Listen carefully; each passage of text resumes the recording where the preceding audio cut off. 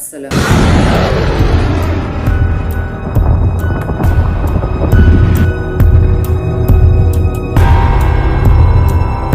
Iran ইস্যুতে মুখ খুলেছে নর্থ কোরিয়া। মধ্যপ্রাচ্যে চলমান উত্তেজনার প্রেক্ষাপটে যুক্তরাষ্ট্র ও ইসরায়েলের সামরিক পদক্ষেপের তীব্র সমালোচনা করেছে দেশটি।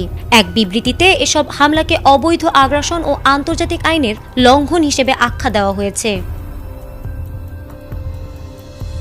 রাষ্ট্রীয় বার্তা সংস্থা KCNA এর বরাতে দ্য ডিপ্লোমেট জানিয়েছে, নর্থ কোরিয়ার পররাষ্ট্র মন্ত্রণালয়ের এক মুখপাত্র গভীর রাতে প্রকাশিত বিবৃতিতে যুক্তরাষ্ট্র ও ইসরায়েলের পদক্ষেপকে সরাসরি আগ্রাসী যুদ্ধ বলে উল্লেখ করেছেন। এতে বলা হয়, ইরানের জাতীয় সার্বভৌমত্বের ওপর চালানো হামলা আন্তর্জাতিক নীতিমালার পরিপন্থী এবং আঞ্চলিক স্থিতিশীলতার জন্য হুমকি।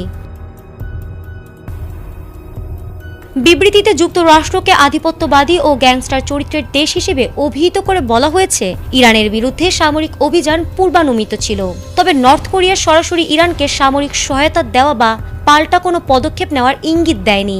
বিশ্লেষকদের মতে এ কারণে বিবৃতিটিকে কূটনৈতিক কৌশল হিসেবেই দেখা হচ্ছে। হামলার প্রায় ২৪ ঘণ্টা পর ১ মার্চ রাতে KCNA ইংরেজি ও কোরীয় দুই ভাষায় বিবৃতিটি প্রকাশ করে।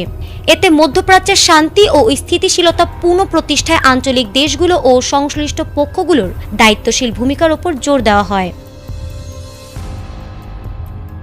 এছাড়া নর্থ কোরিয়া পুনরায় জানিয়েছে, যুক্তরাষ্ট্র যদি দেশটিকে পারমাণবিক শক্তিধর সার্বভৌম রাষ্ট্র হিসেবে স্বীকৃতি দেয় তবে আলোচনায় বসতে তারা আগ্রহী। তবে একই সঙ্গে যুক্তরাষ্ট্রের সামরিক চাপ অব্যাহত থাকায় পরিস্থিতি আরও জটিল হয়ে উঠতে পারে বলে ইঙ্গিত দেওয়া হয়েছে।